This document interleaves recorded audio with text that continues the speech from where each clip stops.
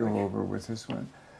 So the journal comes out of New York, and with it is a supplement, a 32-page supplement.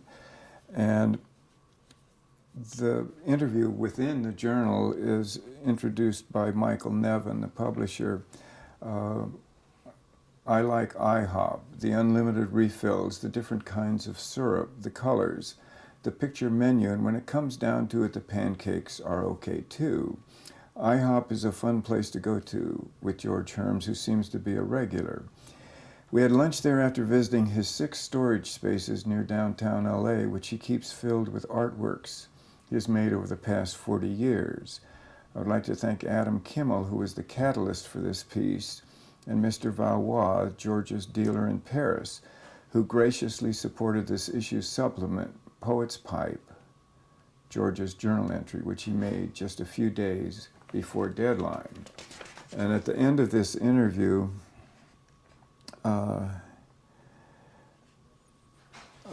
okay, thanks so much, George. I really appreciate it. It's my pleasure. Now listen, all of this you have to put under the heading of a restaurant critique of IHOP, okay? That's the heading. We agree on this, right, Michael? Okay, George, sounds good. Okay, baby, love you. Love you too. So I think we can just, the reason I bring this up is that this 32-page supplement would not have been possible without this winnowing project in the archives. This page is represented by something that we found in the archives. This is Kether. And it comes out of a 1980 project of which we had all of these negatives, and one of them was so beautiful that I started making prints of it. And so this process of winnowing has generated an incredible amount of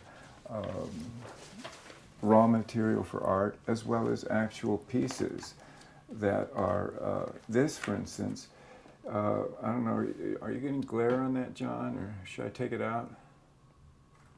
You could pull it out. Okay.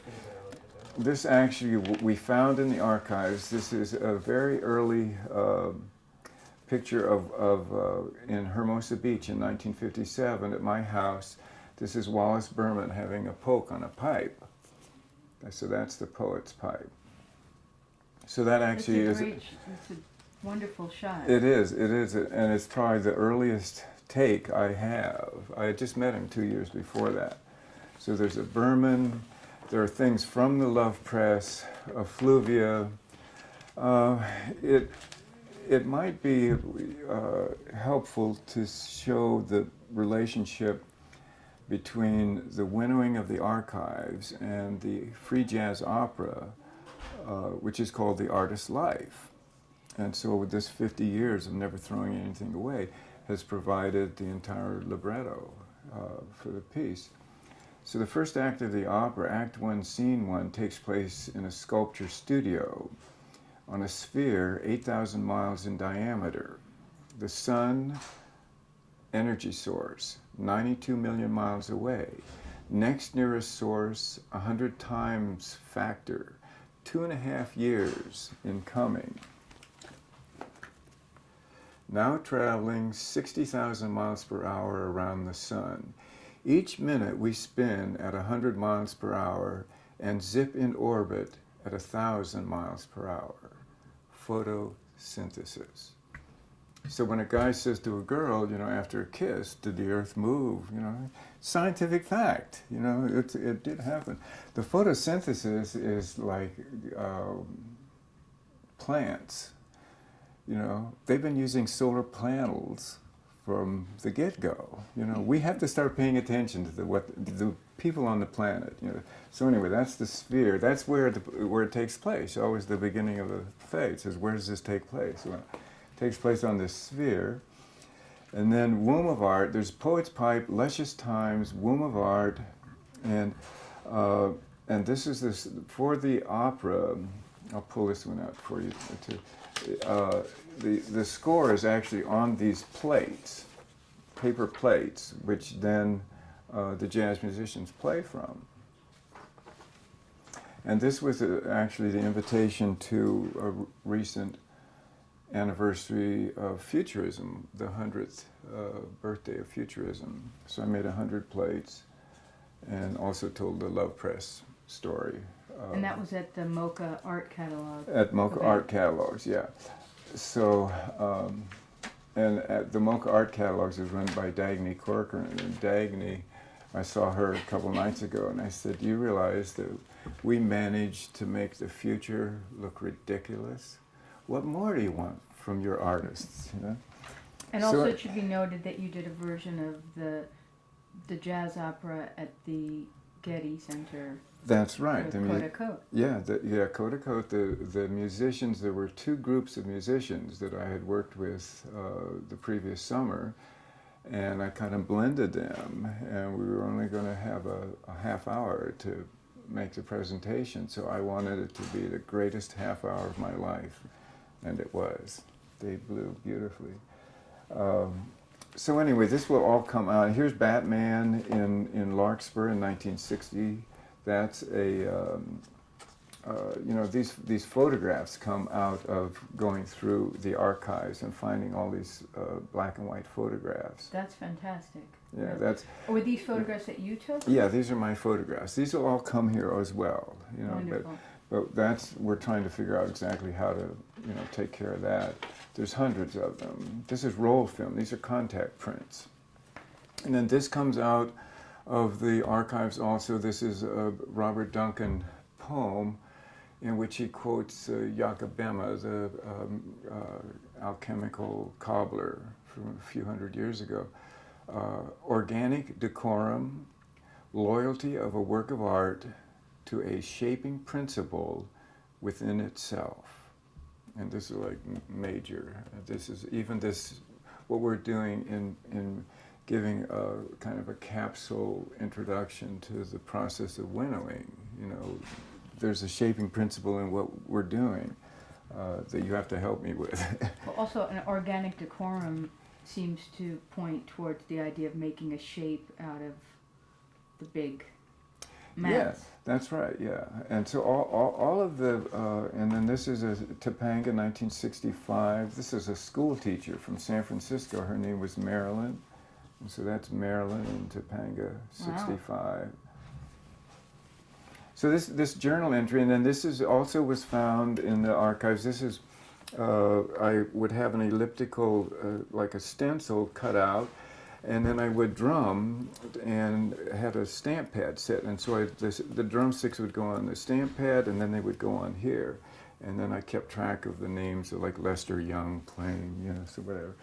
So they're kind of like jazz interpretations. Yeah, and they appear. I don't know where, Sarah. Do we have one of those Nick Wilder invitations? It's like a newspaper front page or something, because there's one of those on that. So this 32 pages. It was wonderful. I did, and here's the luscious times. The lush. Yeah. See here. This is 1973. And Nick Wilder, he told me I could do anything I wanted for an announcement. And Michael McClure had said, you should put out a 30 or 40 page book of your poems. So... For an announcement. Well, no, Michael just said Oh. a book. So the next opportunity I had where someone was paying for the printing, this was I always wanted to see a newspaper headline that said peace. We never ever got to do that. So here's one of these. See, it's a different one than the one you saw. And then there's like a photograph of a work. And then I didn't have a photograph, so I had to draw this piece, Saint with a Glass Halo. And so each one of these writings is about the works that are in the show. I did throw in a Jack Hirschman poem. So they're descriptive, and most of these works are. It's a Laker World box. I don't know who has that. Were you going to say that most of the pieces? Most of these pieces are kind of scattered. Ed Ruscha owns this piece, Live Jazz. Ed Jans owns Saint with a Glass Halo. And then this also, this lovely picture of Did you get this okay?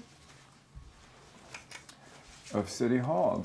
And this actually, there are all these discolored pieces of paper that we found in the archives, and they've now become sources for further works of art. So doing this 32-page thing, especially the time was short, they had to have it, and then my son Wilder did it all on the computer. He sent it email. I was trying to figure out how to overnight mail it or whatever, and my son put it on the computer and did it, and just, phew, I was like, that's amazing. So, George, would you Yes. say that this Poet's Pipe piece, project, came out of the materials that came out of the act of winnowing? Yeah, absolutely. It allowed. I mean, these are things from the Love Press. These are called effluvia. When I clean the press, it's like just taking a rag. And again, I'll pull this out because of the glare. So there are things like this that are just straight, abstractions. There are the abstractions, and then there's the photographs, almost all of them from the 60s, the photographs. This is the family in Healdsburg, in Northern California. Oh, that's sweet. Louise and Nalota, and then Lily is in there. So I was able to for one of the few times, usually there's a kind of an agenda on a project, and they want, the assemblage works, or they want this or that. And I mean, I went by them rather fast, but this is more of the effluvia from the Love Press. And then this is Jenna Malone, who just did the play in New York that I flew back to see. And she's mounted on top of some writing from Bill Seitz, the Museum of Modern Art curator. And would you say, I mean... And this is, that same kind of, excuse me, go ahead. I was going to say that, I mean, throughout your career, you always have saved things and kept things and pulled from that which surrounded you. But the act of winnowing now and going through things that you hadn't seen in sometimes decades, did it pique your memory or rekindle certain things in a way that you found very surprising and serendipitous? Yes, part of the working with Sarah Anderson is the emotional turmoil, and because many of these people aren't alive anymore, and to realize the great love that I had for so many people and the friendships, like countless people that have nourished me. So anyway, that's current. That's what's going on now. That's what we hope to cover today, is some of those people that nourished you over the decades that might not be in the history books or might not be as well known as some of the other people whose work that we regularly come upon. That's right. There's the Love Press section of the archives, which we will be getting to, and in it is the Sabian exercise, which is a drawing a day for a year, and this is the drawing for today. This is the symbol. In a quiet museum, an art student drinks in inspiration. Subjective source of strength around all manifestation, communion with accumulated race power, deep, vibrant realization. So this is kind of a takeoff on Artie Richer, who's a friend of mine, and a Calla Lily. I think one of these are, obviously takes on certain paintings. So all of that, a drawing a day for a year, we get. And in the archives that we have found, this I've flagged today, it's Segovia. And he talked about he lost some children. It's my only sadness. And he says, music and art are my life. My health is good, time is short. The phenomenon of life is to be born without the conception of what it is to be born, to live, decay, and perish. I've talked with great men, seen beautiful women, and I've always had the same friends.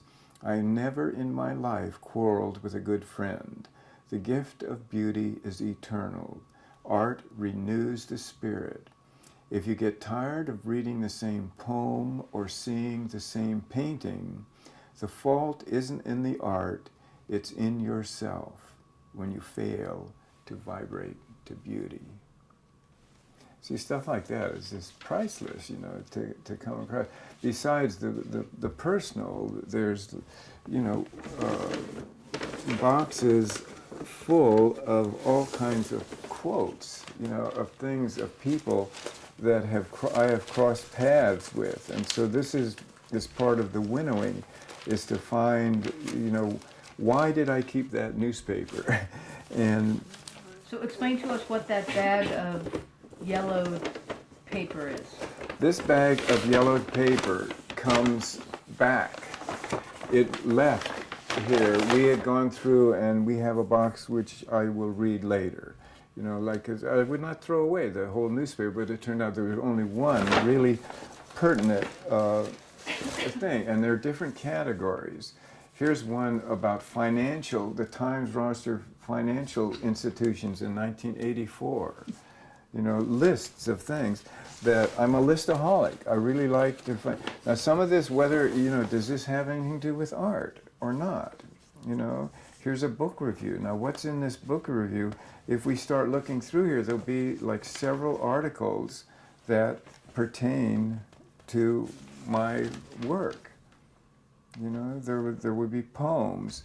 So all of these things are what would you say, like the intellectual nourishment, for me, and they're. Could almost be an endless cycle. Yeah, they keep coming back, and we've had to have research topics like public art is one, all the sciences, all the space things going off. We've kept all of those, and then there's a separate box which is family, which is letters. My mother, when she traveled, always wrote back great things. So we have, and that'll have the baby pictures and things like that in it. And then there's the mystery box. I can't tell you who it is or who it's from, Okay. And those are, sometimes we put these things up. This one. Maybe it'll pique all of a sudden you'll remember. This is the one that I wanted to explain to you and Andrew. Okay. That the study for the complete eradication of all pataphysical knowledge in the time of a previously announced but not known to any of us who come here to find out, and how long it would take you to realize I was making all that up. So, okay, so we have that. This is a good one.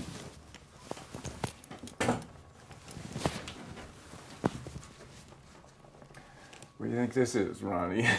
It's a bingo card. This is it does look like a bingo card. All right. Well, this one actually we're studying to try and find out. Somebody won, right? One of the raffles that I periodically threw. And can you just explain it was the Tap City Circus, The right? Tap City Circus. What yeah. can you just... It meant that I was tapped out, that I was broke, and in fact the Chapter 8 in How to Live by Your Wits. You have to know how to throw a raffle. That's a piece that's actually illustrated in that interview. So was that piece, did that come out of one of the raffles? This is one of the raffles. Now, the first thing you have to have two sets of numbers, right? So this is one set of numbers, and then the other one, people, for $1, and the winner got a choice of any of my work, and no one ever stung me except one person. The last raffle got a huge piece that had a motorcycle on it. Poppity pop goes the motorcycle. and donated it to Santa Monica Museum, which doesn't have a collection of art, so they're stuck with it. Now I'm trying to figure it out. But most people would just take something small and nice, and then there would be several things. A Love Press book, you could win that, and then one of them that was very popular was to squirt the artist with a hose. This seemed always like a lot of a thing. And then one year it was words instead of numbers. And the winning word was knockers. And Helena Kalyanotis, a wonderful actress, came up and claimed that. But they were period. I'd say maybe every year and a half or so. It would just be in. Some of them were motion benefits because I was being evicted. That's what's been a miracle, is that all of these boxes, through all the evictions, have, I've been able to maintain them, keep them together. So do you want to show us some of the things that we have in the pilot here? And yeah, what I thought is that we're jumping around, which is the way it works. Let's see, this one is we have friends who are heroes, like Curtis Harrington. I didn't get to see this, but he's obviously a good friend and an inspiration. I mean, he's the kind of filmmaker that we, I don't know, they kind of get lost in Hollywood because of all of, what do you call it, blockbusters and stuff. And then there's so many of the people I've worked with in film, in front of the camera, they've done the editing, and those films are really scattered, and to try and bring them together, that's one of the jobs of this archive also. Well, just so you know, we did extensive oral histories with Curtis, Mm-hmm. and the Academy Motion Picture Mm-hmm. has his film collection. Good. And they're doing restoration, but I'm curious to know how you came across Curtis, and were you around when he was shooting Moontide? I don't know where I came across him. I remember talking to him at various events. What is that house that Mac has here in town? An architect's house. Schindler House. And Dennis Hopper had, Dennis's photographs are kind of classic, and then there's the one just before that and the one just after that. And so at the Schindler House they showed, the one before, the one after. And most of the time I would say the one that Dennis chose was the best one, because he's shooting a lot of pictures. And that's what I discussed with Curtis. I mean, that day, I can't remember, this is just a few years ago. Right. So I was not around. Mm-hmm. He was friends with Cameron as well, and yes. maybe that was a Cameron connection. and Samson DeBreer. We might have been at Samson at the same time. I don't know. But he obviously is part of it's a slice of Los Angeles that borders on the metaphysical, and it's an area that I would like to bring a little more light on, because we look at Los Angeles art, and obviously the cool school is known, at this point, but they're only about 1% of what's going on. And I'm always being questioned, like, why am I not in New York, or what is it about Los Angeles that people like Wim Wenders say, don't tell anyone, they'll all want to move here. Why is it so cool? And one of the areas that I think hasn't been addressed is the spiritual side. And for instance, that Sabian exercise I showed you, the drawing a day for you, that's Dane Rudyer. He's local.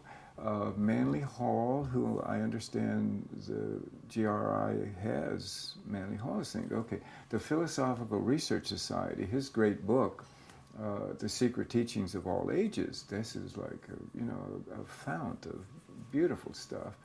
But how were you exposed to some of the Theosophical? Well, because they sent me to the College of Engineering, and I lasted 6 weeks, and I went on a search. So it's kind of like yesterday I walked around Orange County at a shrine that had all these different, it was like an hour's walk through nature, and then you'd come across Christianity, then you come across Buddhism, you know, and one I never heard of, which I have to look up, Panchavate. You ever heard of that one? I don't know what religion that is either, but I checked them all out to find out, you know, what would go. And then, like the stacks in Berkeley at the university, you could borrow a graduate student's card and go into QD 35 and see beautiful Robert Flood drawings from the 1600s, you know. So all of that information was what I needed. Hey, Andrew, come on in. Hey, George. Sorry, guys.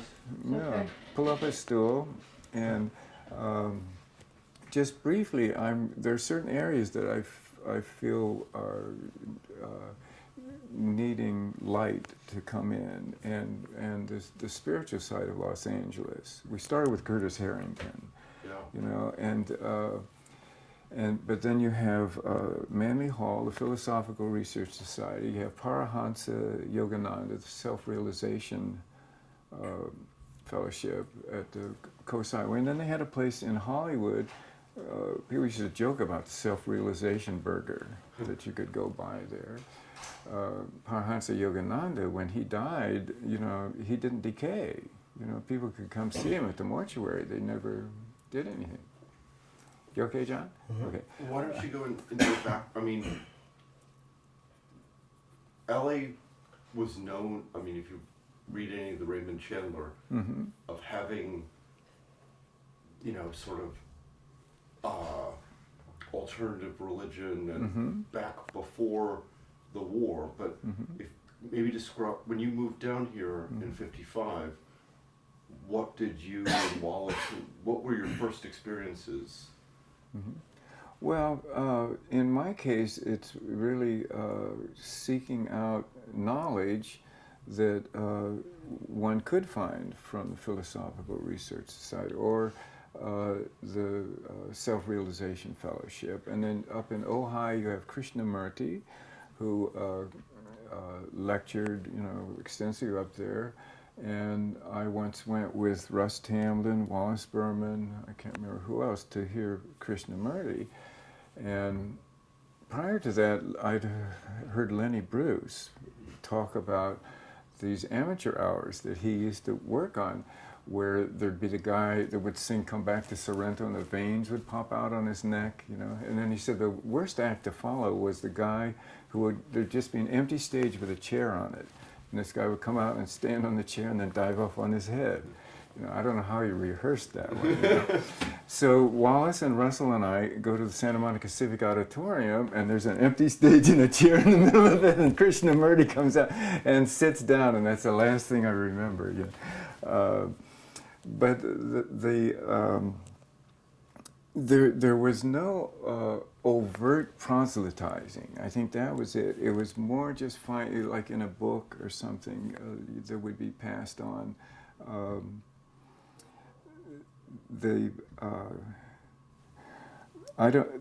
I think I mean, obviously what was there, Amy Temple McPherson. I mean, there were, yeah.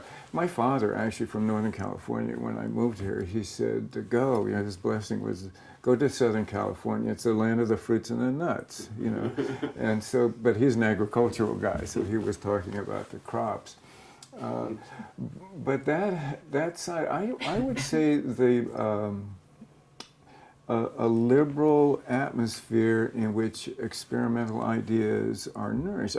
I would put forward the Huxley circle with all of their experiments with acid. You know, that's another thing. Did you have any contact with Huxley in the circle? Only through Zach Walsh, who was a poet, one of the Semina poets. You know, I never met Laura or Aldous, but it seemed as though like fellow travelers in this realm of trying to figure out what's going on were around, and it was not the commercial side of things was really very shallow and not much considered in art and literature. You know, I mean, the movies have to be dealt with, but that's like a really that's like a strange animal that's been put together out of all these different parts. Well, let's stay with the alternative group, because describe what the Philosophical Research Society was and who you actually had any contact with there. Well, the people, it was through books that were my contacts. I don't think I ever met Manly Hall, but he put out a journal, a book. I have a book called The All-Seeing Eye. Mm-hmm. And in it he described all kinds of things, like each sign of the zodiac, and I still do this. At the beginning of a sign of the zodiac, I would sometimes handwrite out his description of what that symbol stood for. And this is like several pages. I have some of them here.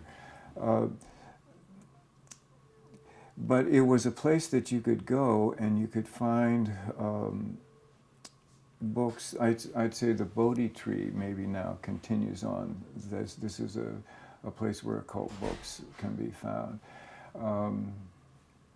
With Berman, the only books on the Kabbalah that he ever seemed to have any respect for were Carlos Soares and the Cipher of Genesis, and he gave that one to me to read once, but this is quite later on.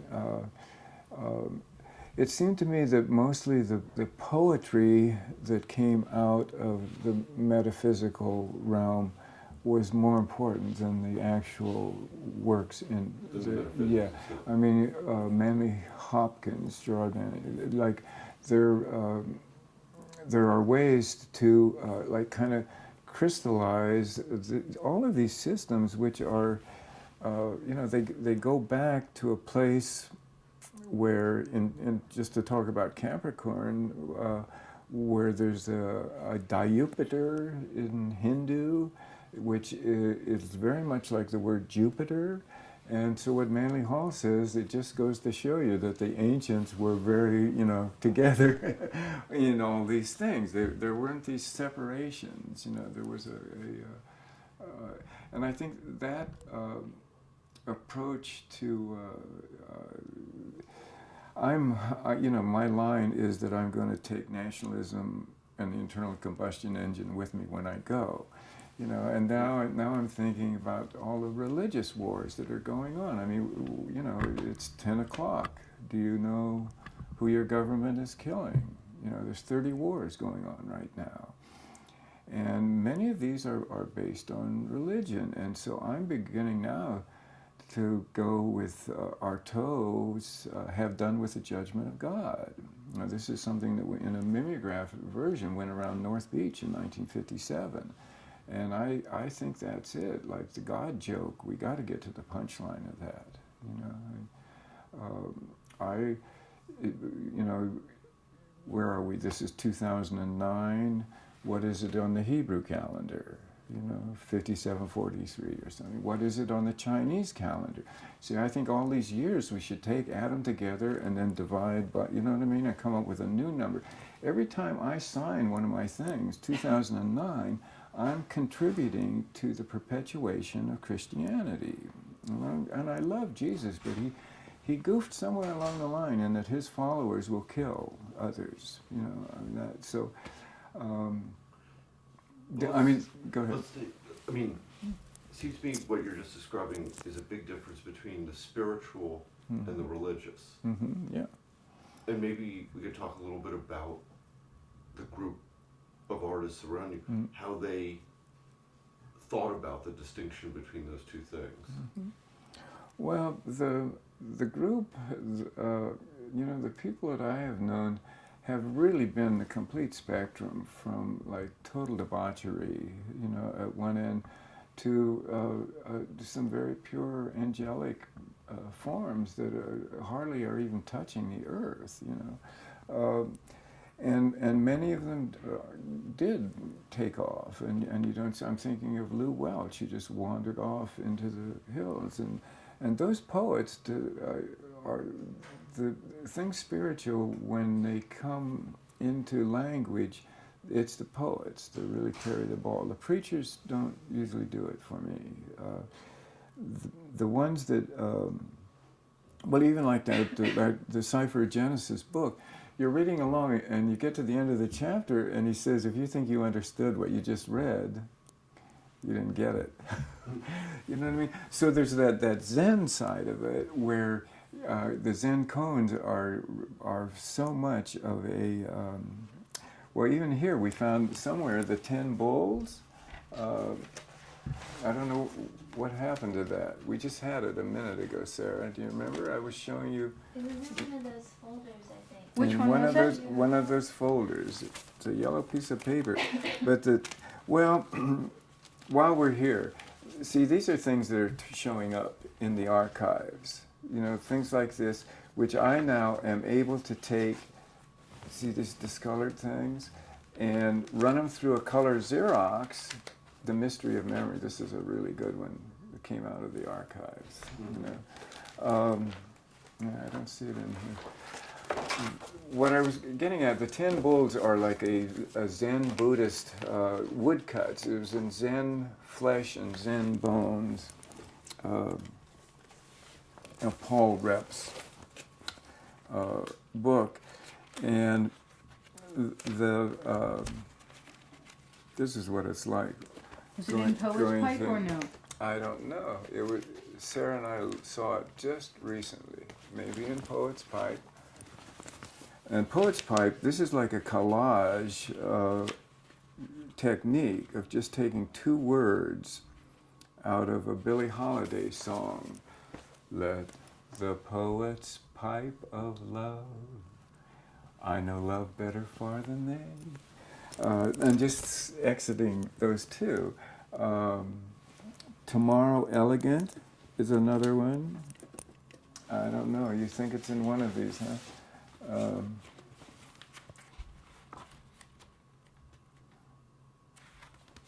Well, It's okay. it will come out.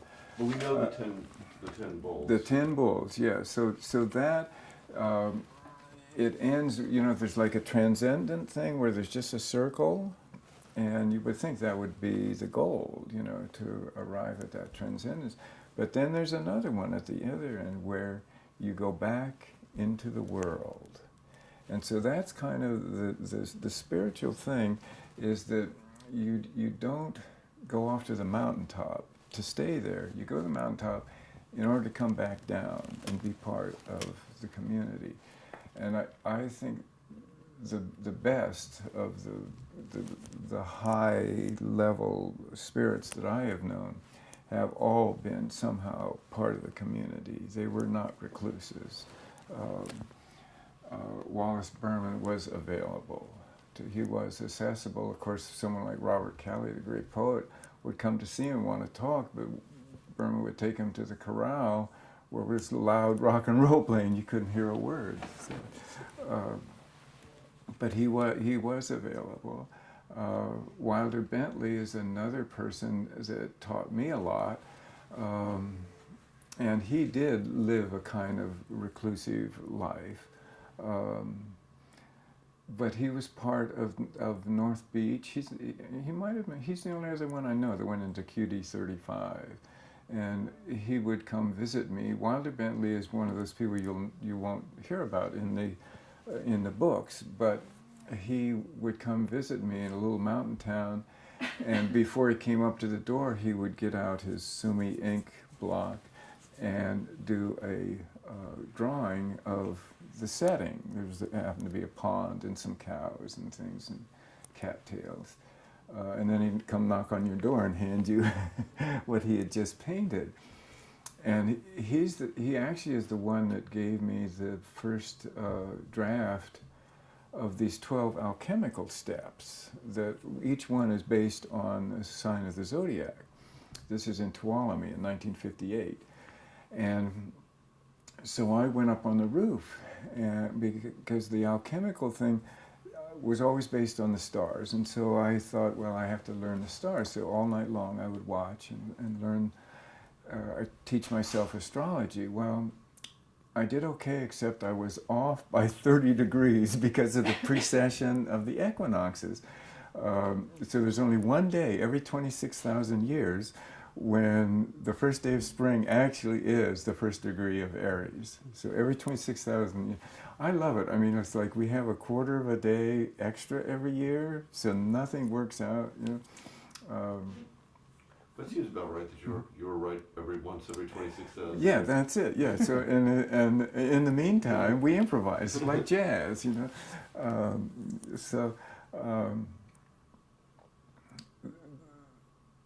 But I think you're right. It's organized religion. That's the bugaboo. And the spiritual endeavors of each soul are so precious and need to be encouraged. And it traditionally has been the arts that have been, the source of inspiration. All religious paintings, all of those are like that's the music, of the church. I love that. The sermons, I didn't dig it so much.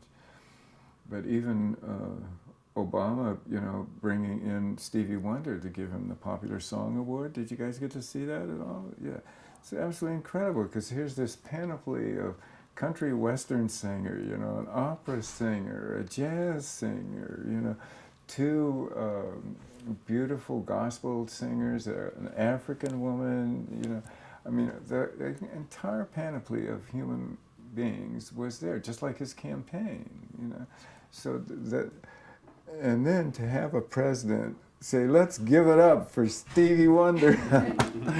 What great times we live in. So while we go back through these times that we're trying to see, how did we get where we are, I think it's important that we also, acknowledge that this is a fantastic time to be alive, and there are great artists in this room, But some of the things that we wanted to cover today Yeah. were people and items Yeah. that you pulled out from the act of winnowing Mhm. of characters that we want to go over, so we make sure that they're noted for posterity. Right. Yeah. And that is being done. I mean, how much will we get done today? I mean, Sarah keeps lists of people that I say, and many of them are part of the community that nourishes your Wallace Bermans and your George Hermses. You know what I mean? That are there at the spaghetti dinner, like Shirley Berman used to just make a pot of spaghetti, and whoever was around ate, she could stretch it. I don't know how she did it. No one went hungry. Well, the collaborations, which I pull this out because it turns out there's a picture of me in here with a photographer that I worked with named James Fee. And so here's a James Fee of me with one of my, he wanted to take photography into the third dimension. And I said, oh yeah, sure, I can do that. So he would give me these big photographs and I would make sculptures out of them. And so there one has wrestled me to ground. So he was one of a long line of people that would come to me and want to work. Sometimes they were the best pot dealers too, man, and they would meet me and they stopped being pot dealers and became action painters. Would lose them that way. I think one of the, there are many of these little magazines that, there weren't too many. This is Bob Brannaman. He's an artist still around. Here's an early Wallace Berman where instead of the transistor radio, he worked in the beginning with television sets. A lot of these are San Francisco poets. Philip Whalen, his contribution. I don't know, any of these names, you would probably have a hard time. Charlie Plymell, Alan Russo, these are people that are on the scene. I don't know, this is dated 64. I don't know that we know what year this is.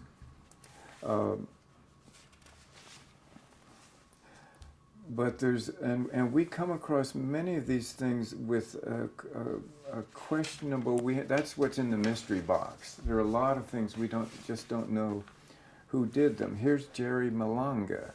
Okay, he now is in New York 2 weeks ago, photographing me.